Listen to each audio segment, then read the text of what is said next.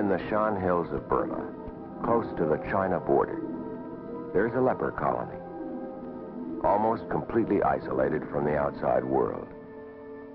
But its fame has spread beyond the mountains and across the frontiers. And the people come, walking often for weeks and months. They're outcasts, not permitted to live among their fellow men, because they are lepers and children of lepers.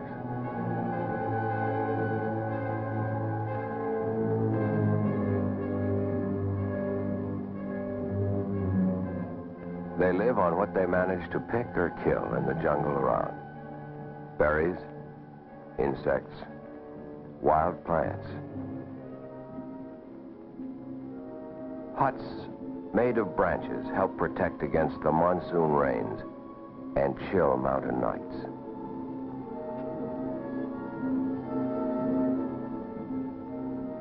They bring little with them. They have little to bring, but their pain, and hope that at the end of the road there will be help. Ahead lies Kengtung leprosy colony.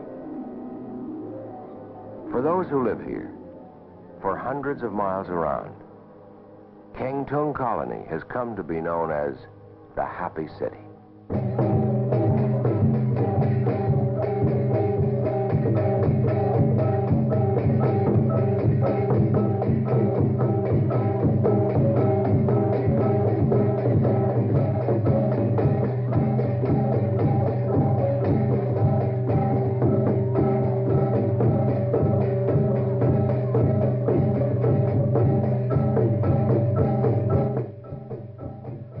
Traveled this road before.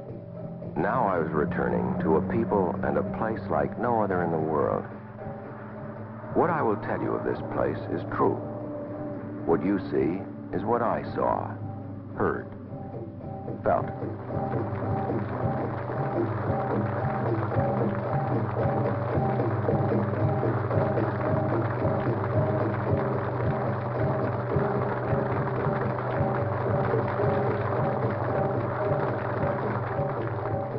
Expected a welcome such as this. Many years had passed, but we had not forgotten each other. Could I ever forget these faces? But I remembered differently. There were so many now. And what had become of the stained and filthy rags? The vacant stares of despair? Where was the decaying flesh? The anguished cries of the leper? Some miracle had happened since last we met so many years before. A holiday had been declared, and a program carefully prepared weeks in advance. I sat with Father Colombo, my friend, the colony's architect, doctor, priest, bricklayer, and blacksmith. The Council of Headmen read the official speech of welcome. Then old and special friends were presented, according to their custom. I had known Inan as a leper 6 years before. Now she was well and married, living in a nearby village. One child named William for me, the other Caesar for Father Colombo. The gifts began with trays of bananas, baby food, and betel nuts. Rice, eggs, matches. Hoarded for months. The best of what they had. I would have to find a way of returning it all without appearing ungrateful. What could I do with a chicken? But all of this was not for me alone. They could see and hear and touch me. They could not see and say what they felt for the many Americans who had helped this once grim and ugly place of pain become the Happy City.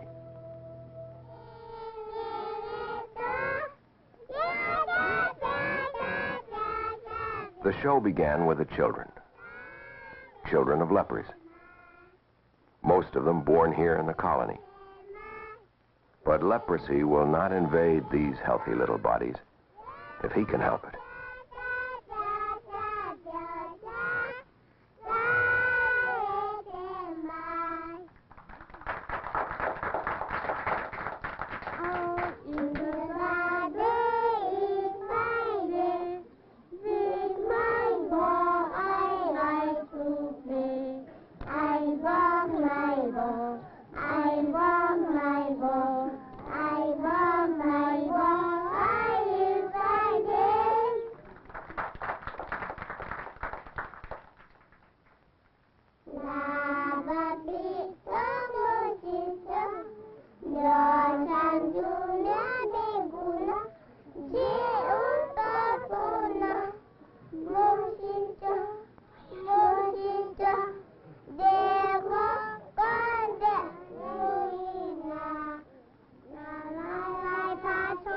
The costumes, made by the sisters from cloth sent from the States. A bit of bright cloth and a straw hat to lift the spirits. For the children, for all of Kengtung's people, as good as any medicine, I thought. There are several different tribes and religions, too, in the colony. Shans, Ikaws, Kachins, Buddhists, Catholics, Protestants. Each tribe in its traditional costume would try to outdo the other in inventiveness. And the show went on and on.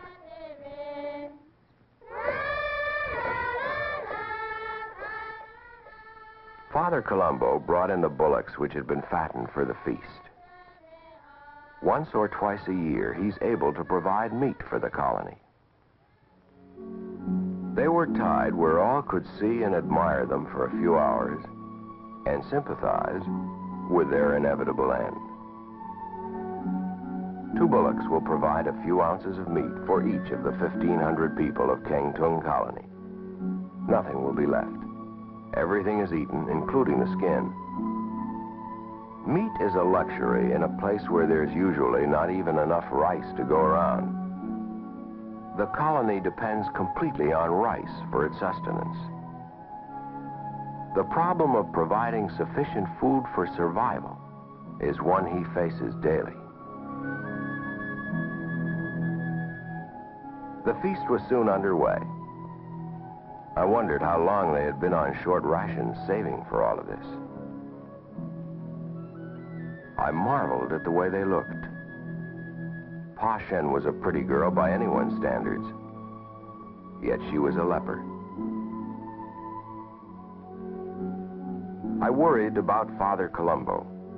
He looked so tired, but it would be useless to say, take care of yourself. There was no self.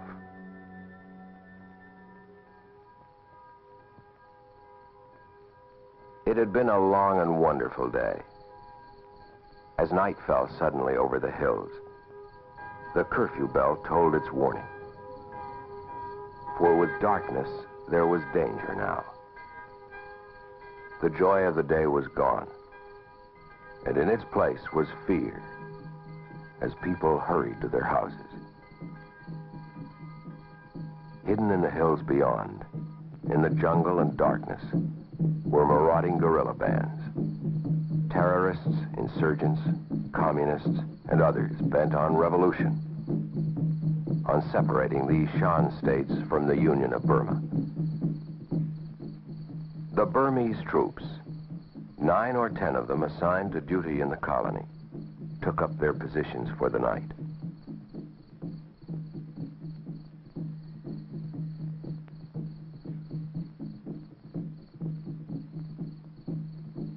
Father Colombo secured the doors. His army gathered. 100 lepers armed with ancient flintlock rifles, prepared for jungle patrol, to stand guard outside while the colony slept. Be careful now. Take no chances. Fire only if you must. Do you have enough food and blankets? Send a message if you need me.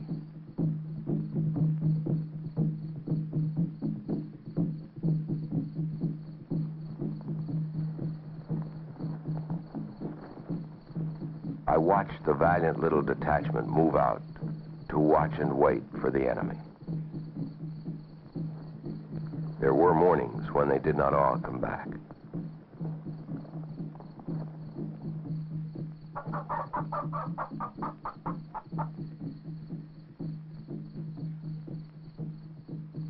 A deep and anxious stillness hung now over the colony.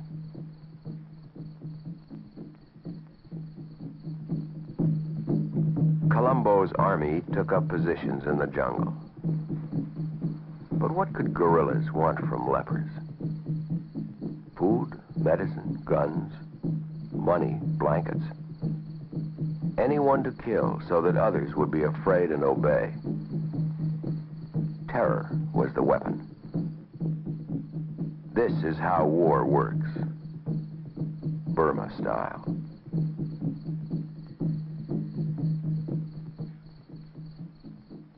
At midnight, Father Colombo made his rounds to see that all was well. That this place should have to face terror from without. What strange irony, I thought. In the morning, we walked through the colony. There were so many new things he wanted me to see. New families to meet. Look at this face, he would say. It was so distorted a year ago, you wouldn't have recognized it. Isn't it marvelous what the new leprosy drugs can do? Look at her face. Wonderful improvement. But I wish we'd been able to do something sooner. He was so proud of their progress, of life returning to paralyzed hands, of the children. He was proud of the way they had learned to work. Timber for building must be soaked for a year or more before it can be used. The soaking discourages termites and other insects which would quickly destroy a building. The men are paid for their work. It's not really necessary, and the amount is very small. But Father Colombo believes that it is important in maintaining morale, in helping them feel less like outcasts and more like useful, needed, honest workmen.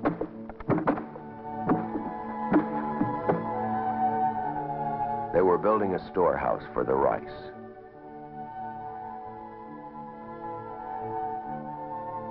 Columbo, the master carpenter and patient teacher, providing strength and experience where it was needed, teaching a craft to a people who knew little more than how to build a bamboo hut when they came here, teaching skills by which they can live when they leave here.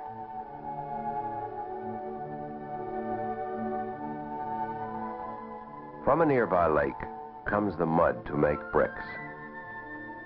They've experimented for years with methods and techniques, different kinds of earth, trying to make bricks which will last, which will not crumble back into earth again with the rains.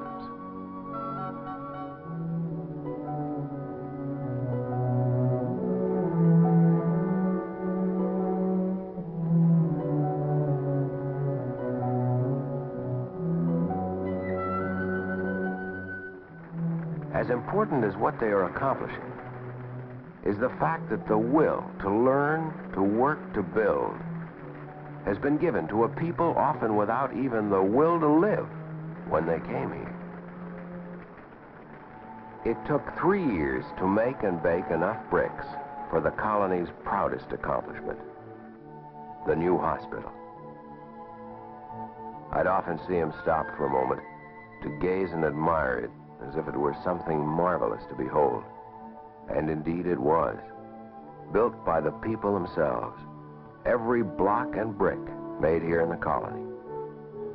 The money from America, the work by the lepers. Cooperation.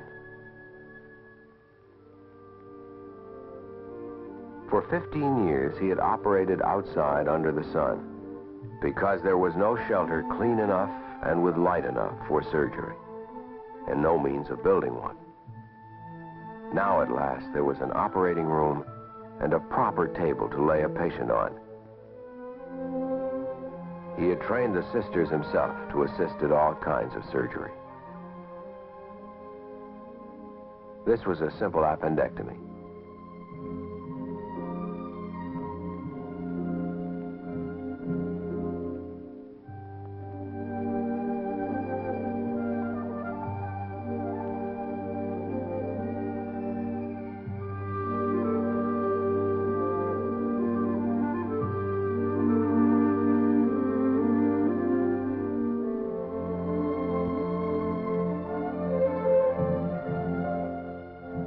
Beyond the table itself and instruments, there's yet no other equipment in the hospital, not even beds.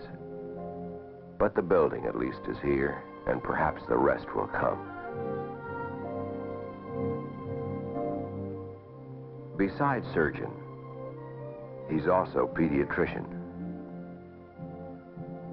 It's always a fight to keep them well, but much more of a problem to find space, food, and medicine for the hordes who have heard of the happy city and come streaming in.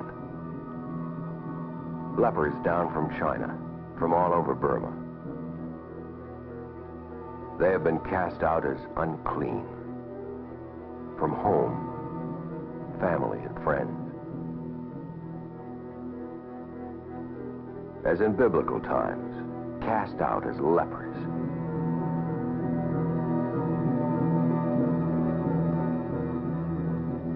These, only a handful of the 12 million forgotten, hidden, uncared for lepers in the world today who can be cured. He would take care of them all if he could. Where have you come from? How long have you been traveling? The touch of his hand offers hope that their journey can be over, for they cannot return to the place from whence they have come.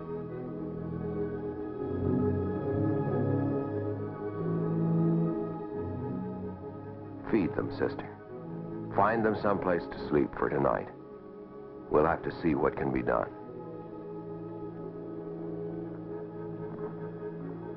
When last I visited here, I did not see how he could take in another single person.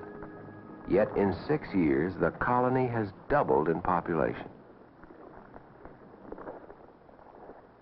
But how to feed them? Already the rice ration is cut to survival limits. How to cure them? What to do? So little to do with. Somehow he manages, takes care of them all, and Kengtung flourishes. They gathered on the porch of the dispensary the next morning and waited.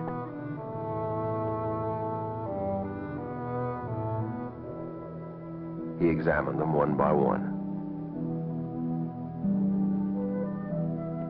The disease in its early stages here.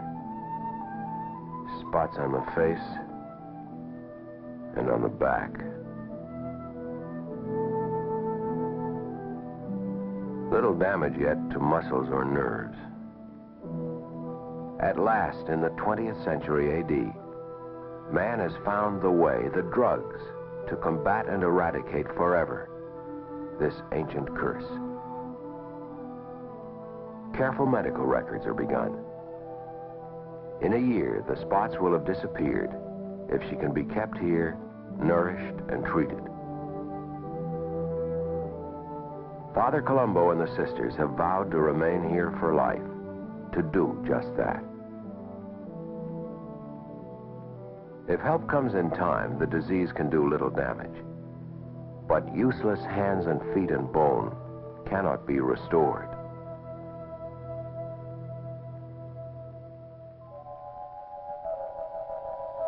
Among the newcomers is one addicted to opium. The poppy grows freely in this part of Asia. The tiny pasty ball of raw opium is heated and placed in the pipe.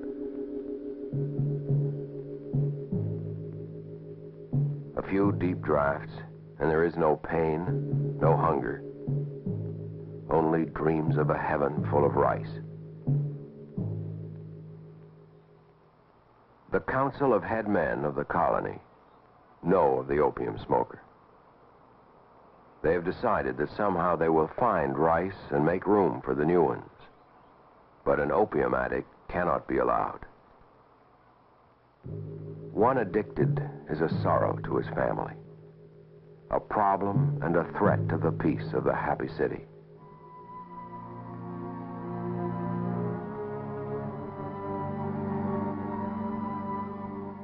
But I can stop any time, they always plead. You can't do it by yourself. It's impossible. I'll help you if you'll try. Otherwise, you must leave. Pan knows what lies ahead.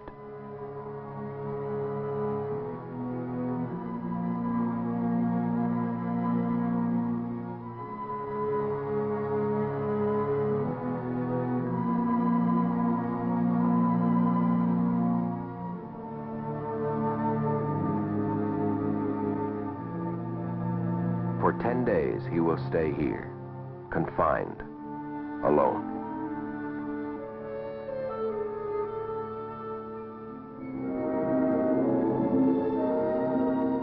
Days of struggle, of torture, of mental and physical pain almost beyond imagining.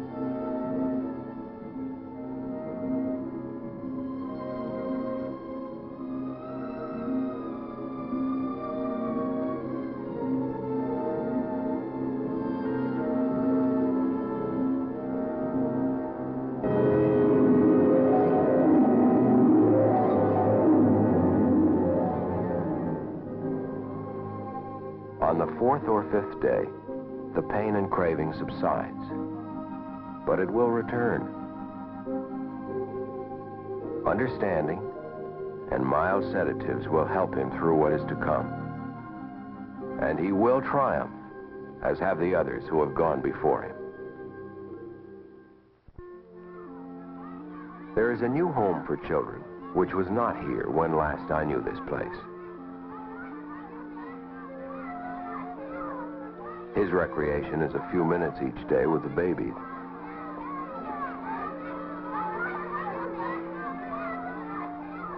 Before the nursery was built, children born in the colony were sent out to live with foster families. Few survived. 92% died before they were 3. Now it is different.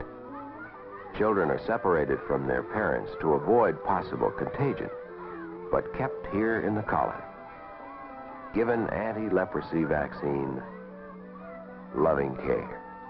And they have every chance of growing into normal, healthy adults. The child mortality rate has dramatically reversed itself. Now, over 95% live. Sister Maria cares for over 250 children in the nursery. The problem of getting 3-year-olds to take a nap seems to be the same the world over.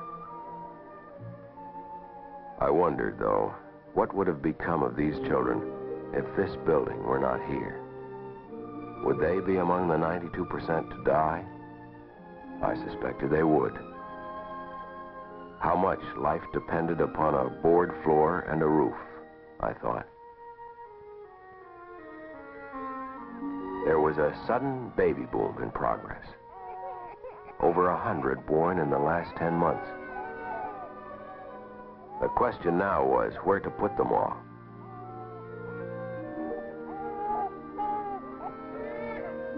The new nursery already hopelessly inadequate.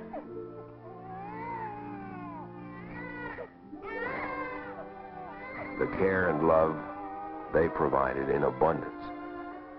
But babies need much more than this. They were running out of baskets and blankets, out of bottles and nipples. Every rag available served as a diaper. They howled and screamed like babies everywhere. They ate and slept peacefully. not knowing how much their lives depended upon providence, on help from people they would never see or perhaps even hear of. Sister Maria and Sister Serafina make the formula twice a day and live in fear of that day when the shipment of powdered milk does not arrive because there is nothing else to feed the babies.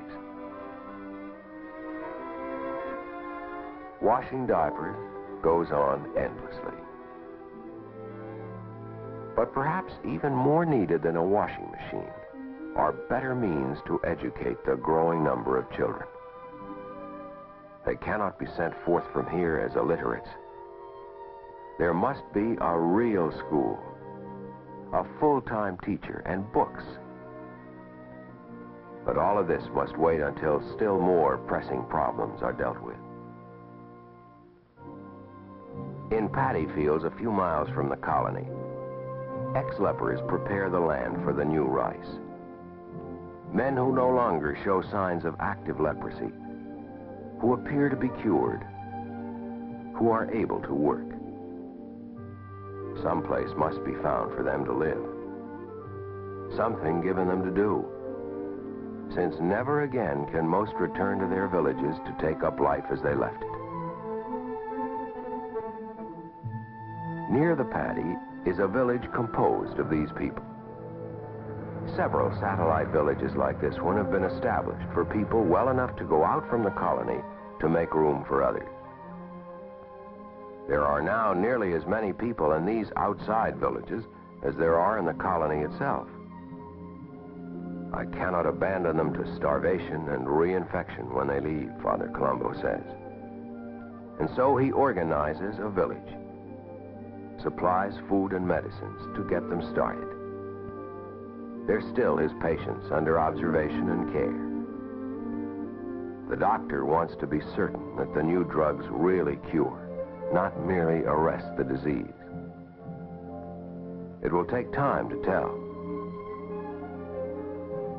Besides the colony and these satellite villages, Dr. Colombo also cares for the people of the town of Kengtung, which is the capital and market center for this whole vast area of the eastern Shan states.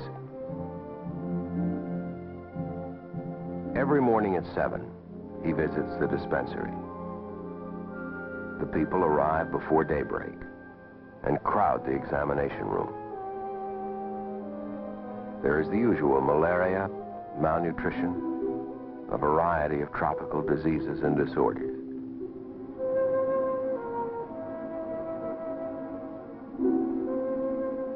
Sometimes leprosy is detected in its early stages among those who are not even yet aware that they have the disease.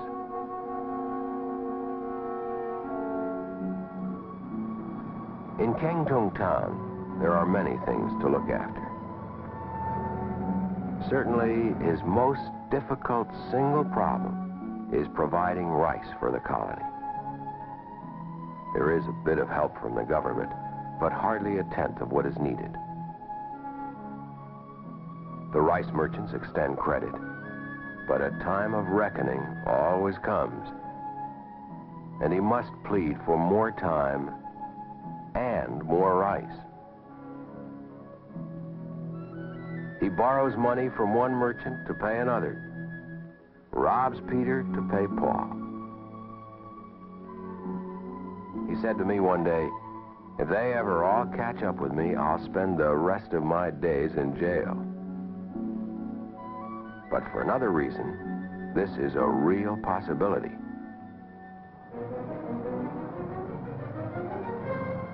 All vehicles are stopped and searched. Aiding the terrorists is punishable by death.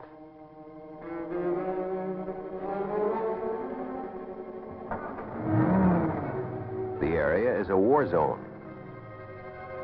Bullock carts constantly smuggle food and arms to the insurgents. Villagers who are now considered insurgents have been his friends for years. They need him too. He treats them. But this is treason.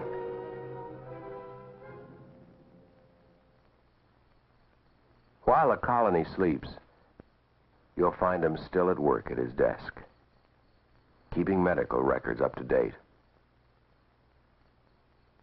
Always studying. He learned medicine in this room. Later, after 2 years of study in an Italian hospital, he was able to pass the examination for an MD. There are letters to write. Letters of appeal and thanks to people overseas who help. He sleeps 3 hours in 24, and often this is interrupted. I would look out of my window in the small hours and see him in the moonlight carrying a syringe of morphine to someone in pain.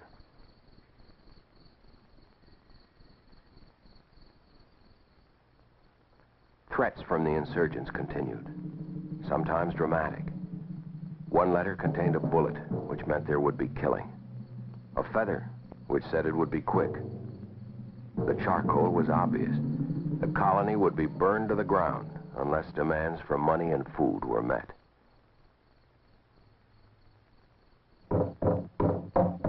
A knock at the door meant he was needed in the jungle. Someone was hurt.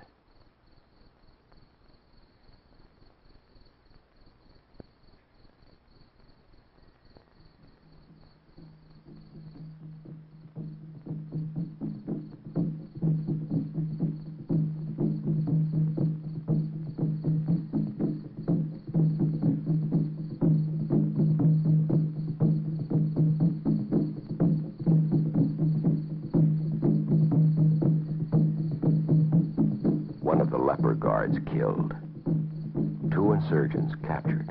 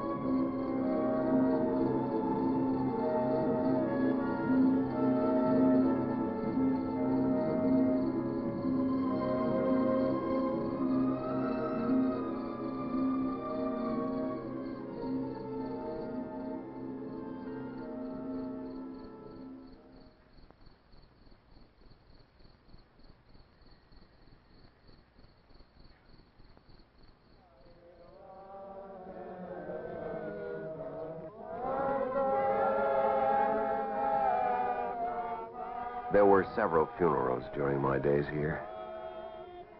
Grief and a terrible sense of loss would descend upon us all. Each life here was desperately fought for and hard won. This was not the way to see one end. His grief was greatest of all, for they were his children.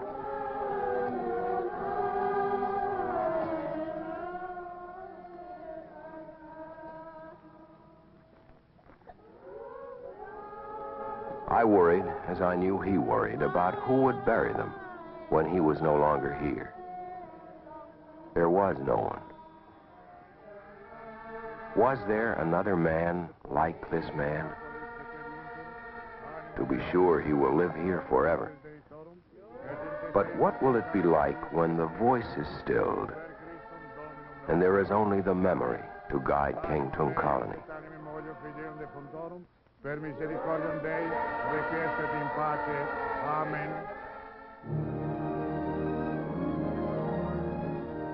When the time came, I wasn't quite ready to leave. But my life and work was not here.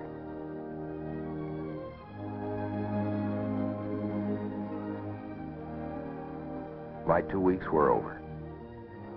I might never return. I knew it. They knew it, and we wished it were not so.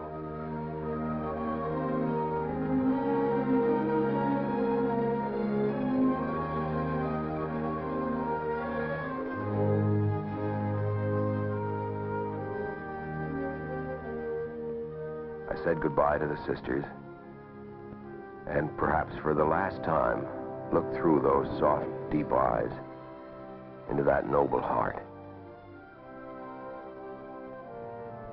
I was leaving the happy city, but I would carry its joy and sadness with me always. And I hoped something of the spirit of Columbo of Kengtung.